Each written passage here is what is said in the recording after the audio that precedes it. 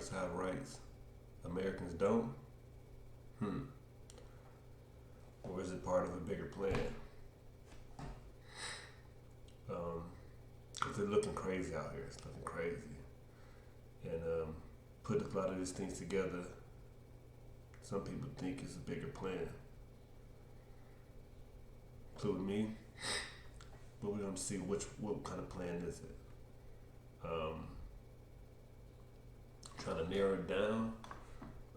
So it might be a part 2 to this one as well, because they're still bringing migrants over. But first, we're going to look at a video, then I'm come back commentary.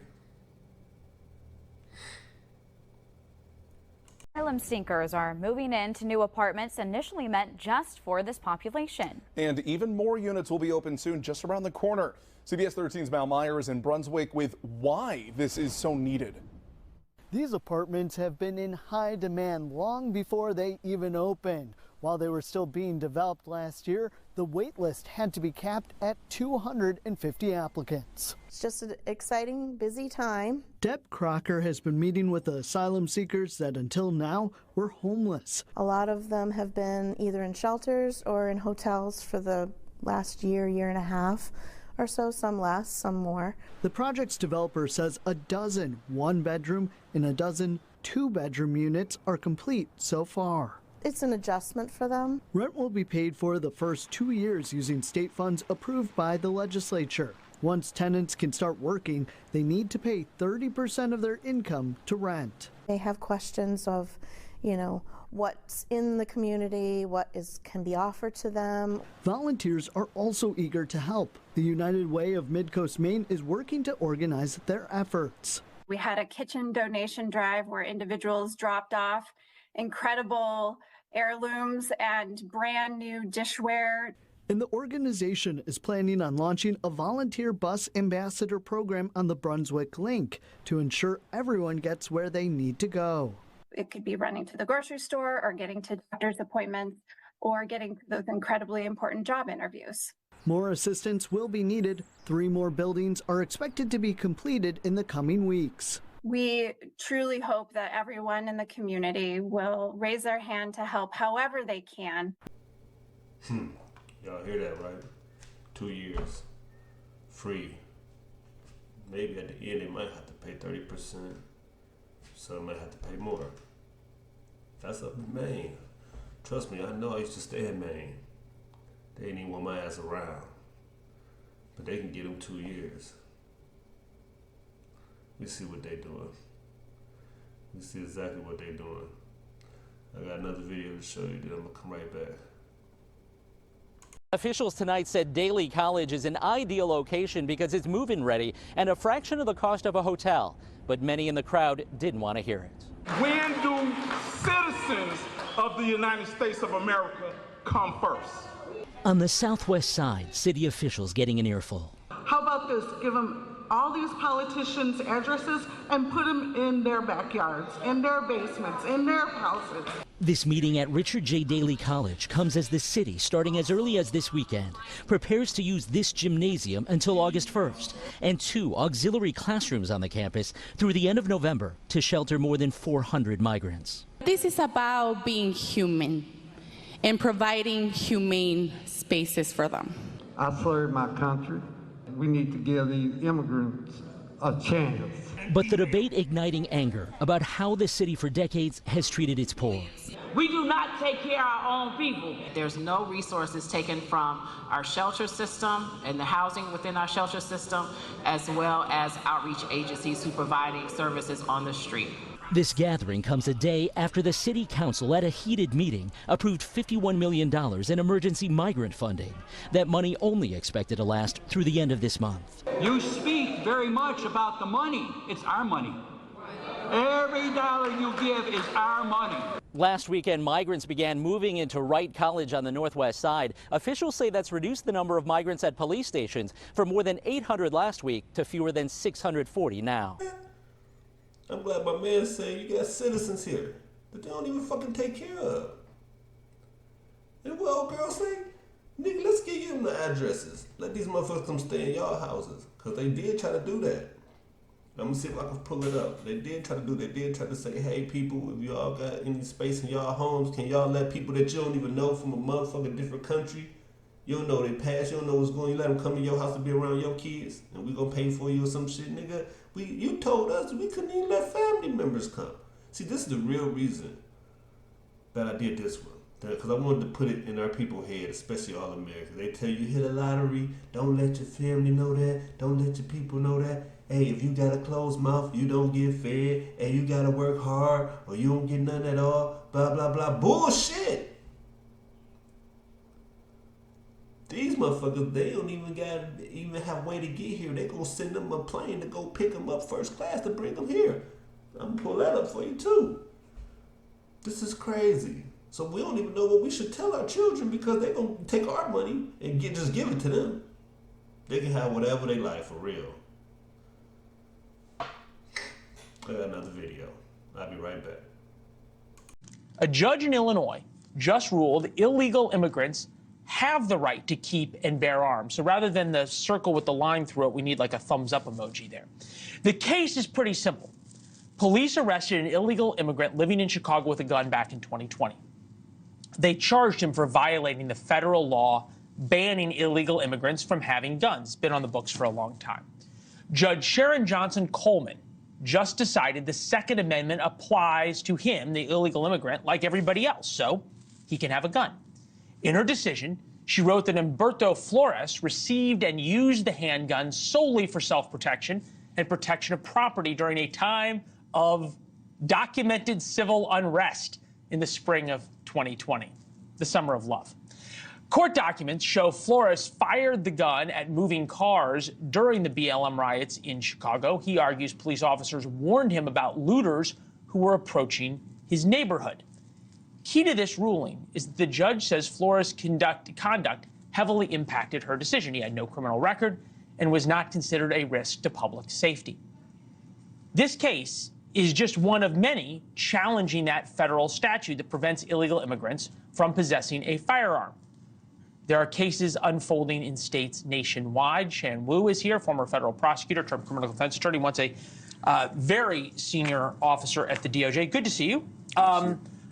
Should I be shocked that an Obama appointee found a gun control law that she didn't like?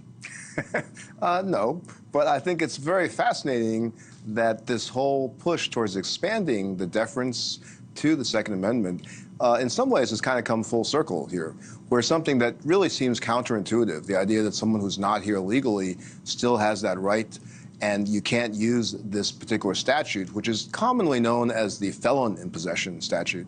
But the way it's written, she really zeroed in on the language. He's not a felon.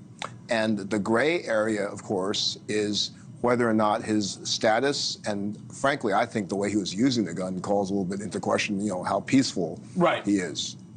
No, I mean, I guess the question, though, is what constitutional rights and protections then become absolute, right? Because illegal immigrants are still counted in a census. Mm-hmm. That is a huge deal in terms of representation.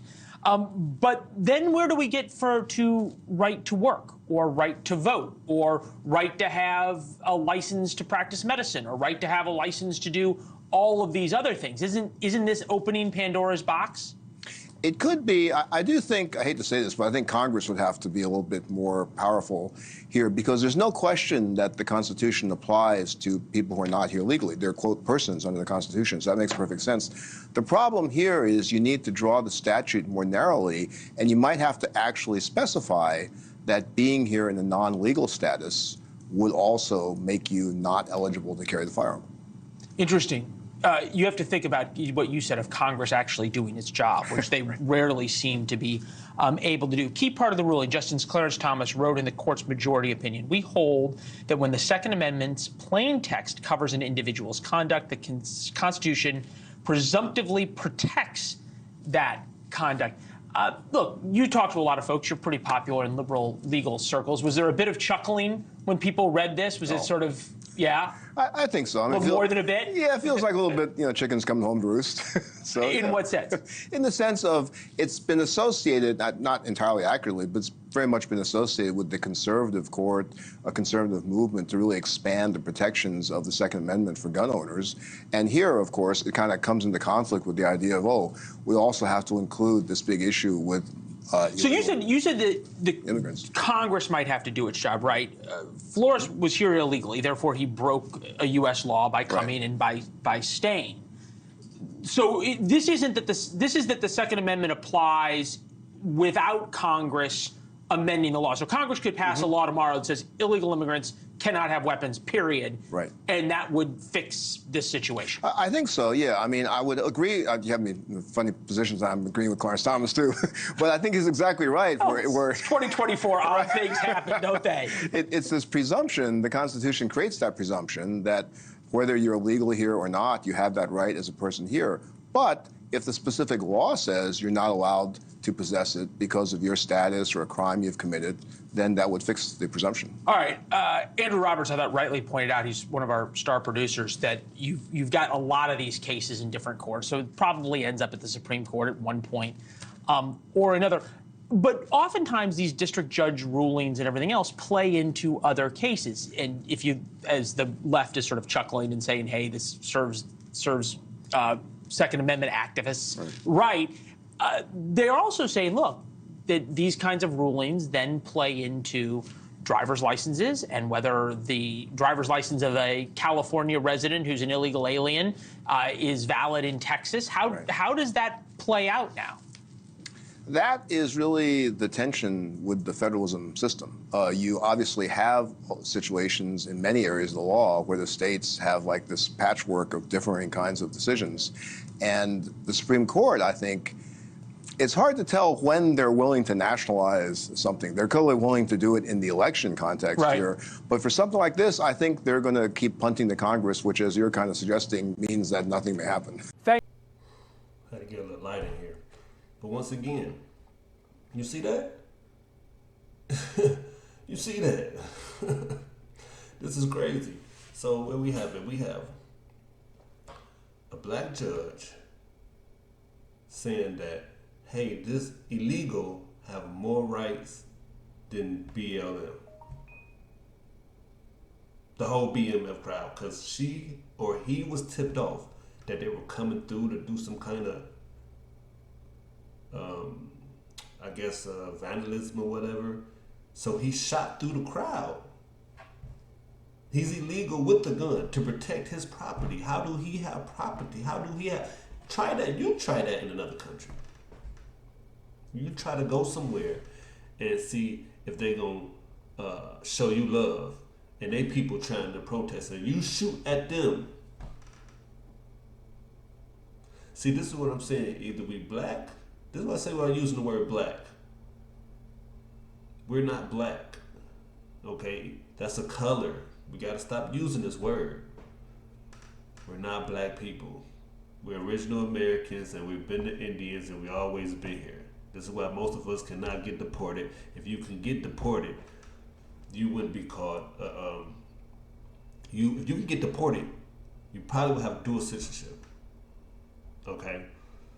Since you don't have that, and you're African American, that's why you call African American. That's a whole continent. That is wrong information. That's BS information that don't make sense. So there you have it. She's agreeing. Now, let me, I'm going to put the picture up for y'all to see her picture. Yeah, I'm going to put her picture up so you can see her picture. This is her picture right here. Well, right here. This is her picture. And look at her. You would think she was for the people. You would think she would actually be for the people. That's a shame. At least for the people that look like her. But see, they only put you in place, and she was supported by Obama. Obama was supposed to put her in. But you see what he did? This nigga got in the office and went attacking everybody. Even Gaddafi. See, and that's a topic for another day. But we should know that people who do this stuff, that like we would do, you know that he attacked Gaddafi, and Gaddafi had the black people back. And he was going to bag his money through Africa. Right? Him, Gaddafi, and Britain, the only really people who had real money. And we keep talking about America. America is in debt. How do they get in debt? Anyway, I'm going off another topic. Let's watch this other video because they got into something about the gun rights, right? So we're going to watch this gun video and see about the rights with the guns and the illegal immigrants. I'll be right back. NYPD is calling the bust a citywide crime operation. Police raided a house overnight in the Bronx and arrested 3 suspects who they say are behind a string of pickpockets. And police do tell us that all 3 are migrants, and the NYPD is looking to make more arrests. Eyewitness News reporter Stefan Kim live in the Allerton section of the Bronx with more. Stefan. Well, David and Lauren, police officials call it the largest robbery spree that has been plaguing the city. For months, thieves on scooters have been snatching phones and pocketbooks out of women's hands. Overnight, police raided the suspected safe house behind me. They say the suspects are migrants from Venezuela. Take a look at this video released by the NYPD. Thieves on scooters snatching purses, pocketbooks, and phones out of women's hands all over the city. Finally, cops say they've caught the suspects. Great job. Police say they executed a search warrant and arrested 3 migrants in the Bronx overnight at 2970 Bronx Park East, a suspected safe house. This department, this agency is not going to tolerate that. We will find you. Anyone that commits any act of harm against one of our New Yorkers, we're going to find you, we're going to arrest you, we're going to bring you to justice. The suspects are expected to be charged with multiple robberies and grand larcenies. The men were linked to a pattern of at least 62 incidents of snatching. Detectives think the suspects then used those stolen phones to access the Apple Pay feature to make other purchases. There are 172,000 migrants, asylum seekers who are here. Overwhelmingly, many are here just what the same thing all of our families want. For those who think they're going to come to our country, break our laws, assault our cops, that was not only an assault on an individual, that was assault on our system of public safety. The behavior is horrible. They need to deport them. Maria Ortiz says she's been living on the block for 9 years. Lately, she says, mopeds are everywhere and crime has gotten worse. I'm ready to move out. Yeah. Not bad. I'm out of here. Now, investigators say there are still more suspects being sought. Police officials are expected to give a media briefing sometime this afternoon. Have guns so they could break more laws to protect themselves while they're breaking the law. You know, I mean, criminals need the law too, right? They need protection too. They're around 62 crimes they done broke out. They on the crime spree. They got more people they trying to get. So you could come over to a country and just attack their citizens. And what do they say? Yeah, it's not just the cops neither. We're not just going to attack the cops neither. You're not going to attack our cops or any of that. You think? Why are you asylum seeker country anyway? I mean city anyway. Why are you asylum seeker? Do you know? To me, that means, hey, if you had any problems, you can come over here and we'll protect you. That's why they gotta get up from where they at. Seem like it. No, nobody wants to killing crime after crime after crime, and then you gotta go. America, like, oh, you can come here. Why? Because the people who started America was already criminals. Yeah, they was already criminals. So the criminals want to bring more criminals in with their Statue of Liberty.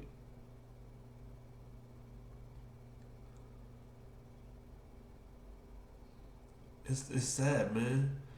It's sad. We just like to go on and go on forward as long as we all right.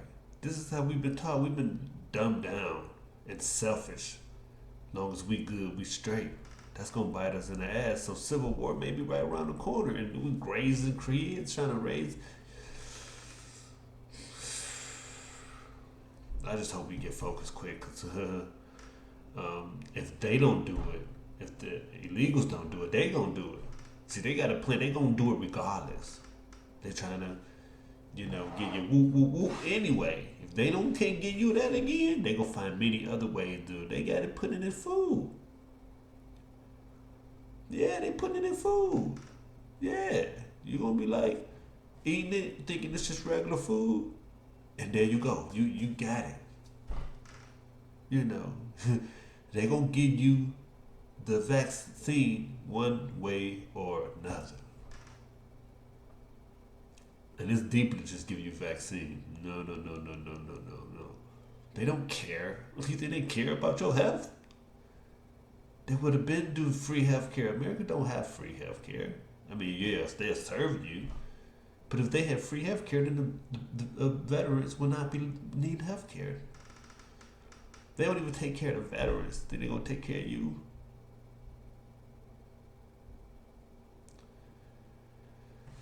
There's some other videos I wanted to get to. Seems like I'm running out of time. I'm going to have to do a part 2. Let's see, I'm going to jump into this one more. Let's see. We're going to get into, work. Let's see, because we need jobs, right? Check this out. I'll be right back. Bloomberg's Simone Foxman is reporting on how meatpacker Tyson Foods is capitalizing on this inflow. And Simone, this is one of the stories that really got my attention this morning on the Bloomberg terminal. We know that critics of the White House talk about New York City migrants as illegal, but your story actually points out that they have work authorization. Walk us through what that means. So these are asylum seekers or people applying for a very similar temporary protected status. So they apply for asylum and then they wait. But that application for asylum starts a ticking clock. And so most of them will have work authorization within 6 months. That said, they may wait for years for their very first immigration court date, and it's a good thing, frankly, for them to be able to work. It doesn't mean that they're on social services provided by New York City or elsewhere. It means that they have papers, they can go get a job, be documented workers, and this, it turns out, is actually a pretty attractive source of potential workers for places like Tyson. So why does Tyson have these, what seems to be immense hiring demands? So it has a turnover rate of 40%, meaning 4 in 10 of its workers every year on its what it calls its frontline workers, the folks who are, washing the chicken, looking for bones, packing it up into trays. So there you have it. So your job going to, Tyson's taking immigrants because I guess they don't want to pay us our money. That's just one. It's a few more. So this shapes the bigger picture. There was a few more things I wanted to get through. It seems like I'm running out of time. I just want to, I was going to go through it briefly. I wanted to show you about the undergrounds. They had undergrounds where they're coming through. They bring in guns, they bring in drugs, all of that. They already beating up on the cops. They get to come in and out, getting paid, and they also taking other jobs with. I guess these are people who was in jail and they get to come home to some kind of construction job, whatever. They taking them. So I'm gonna come back with a part 2. So anybody share, subscribe. If you like what I'm doing, feel free to donate. Leave a comment. Peace out. See you on the flip side.